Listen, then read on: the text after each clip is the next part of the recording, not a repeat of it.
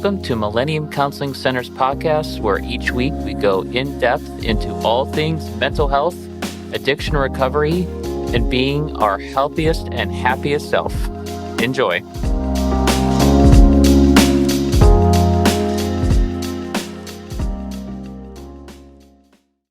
Derek, could you spend a couple minutes just talking a little bit about kind of how our athlete wellness program started and kind of what you've seen over the last 5 or 6 years since we've been working with student athletes? Yeah, I think that, originally when I was kind of seeing people individually before we developed this program, I would be contacted by people who had athletic backgrounds, either, kind of college players, high level club players, professional players. And, they had read my profile about my athletic background in playing and coaching. And so I think they were drawn to that as somebody who might kind of have an understanding of what specific things they were dealing with that maybe not everybody would understand. So, what came of that, though, was an understanding for people who had, been in athletics and they had talked about the need for counseling or talked about the need for support. They were typically kind of moved towards sports psychologists and toward performance and what do they need to do to make sure it's not affecting their play on the field. And as I kind of got into some more of these conversations, the challenges these folks were dealing with weren't necessarily tied to performance. I think that their performance was most likely affected, and that was a piece of it, but they were really dealing with things that all of us deal with. They were dealing with depression and anxiety and ADHD and substances and those types of things. And so I think there was a general area that was somewhat missing within the world that athletes live in of how to get true kind of counseling from the perspective of somebody who understands that the way you've been taught, the way you've done things might be different as an athlete. So I think that that was kind of what we saw, is that there was really a need for true mental health counseling for athletes from people who understand the unique kind of situations, qualities, and things like that within athletes. There's one kind of story that I think kind of sums it up, but typically what would happen to college athletes is if they were struggling with something, they would go to a trainer or a coach or someone and they would mention that they needed some extra support. And they were kind of traditionally given the name and number of the school counseling center. What we know about school counseling centers is they are very busy and usually pretty full and have long wait times. And so what this particular person told me is they were in, not in full crisis, but they were in a spot where they really needed some support. And as they talked to their school counseling center, they were given a date that was about 4.5 weeks away and was also at the same time as their conference championship game. And they tried to tell the school counseling center, hey, listen, I can't do that because this conflicts with a really important thing for my scholarship here. I can't miss something like this. And they were kind of told, well, if it's really important, then you'll make it happen. And I think that's one of the challenges that we saw was, and this is a minor one, but just scheduling for people who are not just student athletes, but professional athletes and people who have athletics as a big part of their life, to try to, just from a standpoint of scheduling, to see someone who might be able to help them has been a challenge. And so as we continue to see these similar challenges, some of them around like logistics and some of them around the kind of true support they were getting, we recognized that we really needed a specialized division that would address these things. And one of the ways we went about that was we would identify former athletes who are now therapists who are interested in helping athletes, or people who had a strong interest in athletics throughout their life and they wanted to work with athletes and really has a good understanding of the perspective of an athlete and how that might be different from like any kind of differences that people have in the way that they're raised and cultures and how they're brought up, that those perspectives are different for athletes than they may be for people who haven't, had that be such a big part of their life. Yeah. Well, and also just a quick acknowledgement. This is not probably our normal podcast hosting situation. You and I are not sitting next to each other. And I thought we would just let everybody know about that. I'm not in the office. Are you in the office today, or are you at your home office? I am. Yep, I'm in the office. Okay, sounds good. Well, and my competitive athletics ended about 3.5 weeks into my freshman year in college when I realized I was not quite cut out for college athletics. But I think one of the things that you said really hit home for me is that what an athlete, a student athlete, goes through at a middle school, high school, club level, college level, and into professionalism is kind of a unique circumstances that kind of both have their own stressors, but also the individual outside of the sport has their own human condition of mental health or stressors or other things. And because of their success in whatever sport, I think sometimes people can kind of look past, well, because you're really good at this, then you can't have any other problems. Because you're really, excel in this, or because you look a certain way and you're really strong or you're really fast or whatever it is, that that somehow kind of negates any challenges you may have, outside of your sport as a human.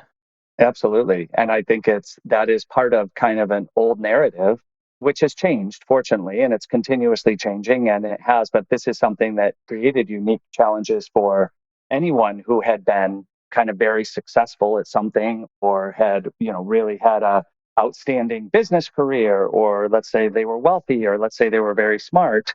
There's been this idea that, if you have those things, then you don't necessarily have the same issues as someone who might not have all those things. And I think that that's kind of the myth. What we know about it is that it doesn't matter how good or successful you are, that mental health and substance abuse and those things don't discriminate based on how well other areas of your life are going. And I think that's exactly true. I think the belief was that people who had had high levels of success in anything meant that they had less problems or less challenges or less things that they needed to work through. And I think that was the feeling that these athletes had is that there was not only not the resources for them to have with people who would understand that, but also just a general idea where this kept a lot of the athletes from even asking for help because they would feel like, well, and I mean, people would say to them, like, how could you, you're a professional athlete. How can you be depressed? You're a professional athlete. It's everyone's dream.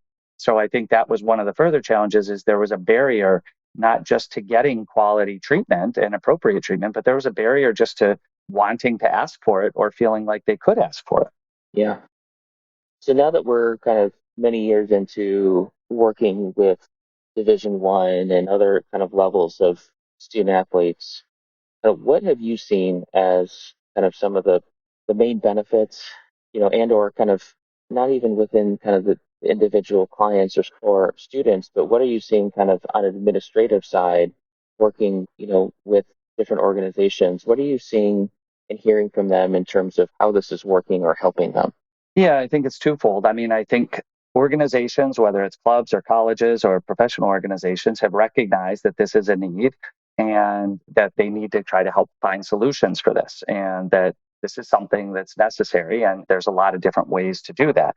The feedback that we have gotten from any of the people that we worked with has been really, really positive. I think that what they see is that these are human beings that need support in certain areas, but there's some very unique circumstances that make that more difficult. And so, what we've done with our program is to try to make that easier for them, make it easier for athletes to be able to ask for help. First of all, to set up systems to make it easy and comfortable. And, another big one is confidentiality. Like people don't necessarily want, if you've got a scholarship athlete, they don't necessarily want their coach to know that they're struggling with something in particular because they don't want it to affect their standing on the team. Whether it would or wouldn't, I mean, it depends on the situation, but that's the fear. And so I think that the reason why our program has worked so well in working with any of these organizations is because there is confidentiality on our end to be able to kind of talk through these things with the person and be able to address these things without us being, part of the organization that they're in. And so I think that partnership has worked really well because it checks all the boxes of being able to give appropriate support, the understanding of the challenges with scheduling, but also a confidential relationship that is imperative for any time you are working with somebody. One of the most important pieces is that there's confidentiality and people feel like they can be honest with us. So I think that we've done a good job of kind of finding solutions to all those things so that we can kind of provide all those things. And then, I think the one that's been really, a lot of feedback on is the fact that we have people working with these athletes who really understand what it is like to be in that life, and part of that has been by us, as I mentioned before, is that the people on our team, the majority of the people on our team that work with athletes were either former Division I athletes or they were professional athletes. And so I think that there's a kind of an instant credibility there. One of the things that we heard a lot is that people just don't understand. They feel misunderstood for the athletes. The athletes felt misunderstood. They felt like that it was very hard for them to find someone to talk to who really understood kind of what some of their unique challenges were. And I think the feedback that we've gotten is that we've been able to do that we've been able to get them with people who do truly understand their unique challenges and how that affects their overall treatment and ways to navigate around that so that these traditionally disruptive pieces of this, we remove those. So we just make it easier for someone to get appropriate counseling, confidential counseling, and counseling from somebody who really understands kind of the big picture of what their life looks like. Yeah, for sure. And what are you seeing in terms of like access? Like, who needs this? Is it just high performing athletes? Is this something that you feel like is specific for high schools or other things? Or like, what do you think kind of organizations out there should be considering, kind of knowing that this is such an important thing for student athletes? I honestly don't think the level matters. I don't think what level people are at. I think that one of the things that we're constantly going up against is that as a former athlete, I know that the solution to most of my problems around athletics were to just work harder and try more and be more competitive. And I think that's a consistent message that people get within athletics, which is a good message. I mean, I think it's not a bad thing to learn that and understand that and have that be one of your tools for how to work through difficult situations, whether it's lack of playing time or lack of success, in whatever you're doing. Like that's a good place to start. But the problem with that is that it also creates this idea that is the be all end all. That's what you have to go back to over and over again. And sometimes that itself is not going to rectify the situation. You can't, if you've got someone who's dealing with depression, trying not to be depressed, right, is not one of the ways that you're going to get out of that. Just trying harder is not going to change your depression. If you have, panic attacks, trying not to have panic attacks, that's not something we can control with effort. So I think helping people learn the tools and understand kind of what they need in these situations to be able to navigate through this is particularly unique to athletes because of how they've been trained and what they've learned throughout their life as solutions. And we need to help them see alternative solutions that they can be both happening at the same time, but that one singular solution of just pushing harder, trying harder, kind of the old saying of rub some dirt on it and get back on the field, that works in certain situations. With a lot of mental health things, it doesn't. And so I think what they found is that there's alternative ways to approach these things that kind of may be different than what they've learned throughout their lives. And that it doesn't matter if you're a 12-year-old club player or if you're a 30-year-old professional player, those particular things we just talked about are a piece of it for all of them. Yeah. Well, and I think this is a good overview, just as a kind of an intro to different people out there who are either in an organization where they may be considering something like this, or an athlete, that just to know that there's services out there and that this is something that is beginning to grow in the area, and knowing that they can recognize that, valuing their mental health while being an athlete is something that can benefit them in their sport or also just in their life.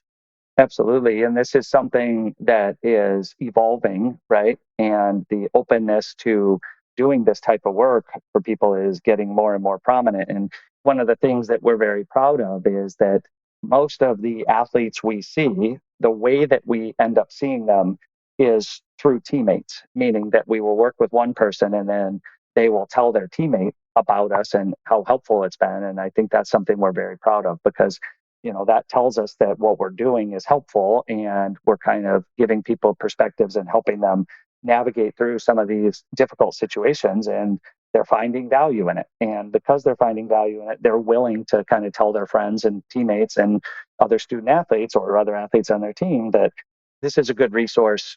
This was helpful for me, and I think it could be helpful for you.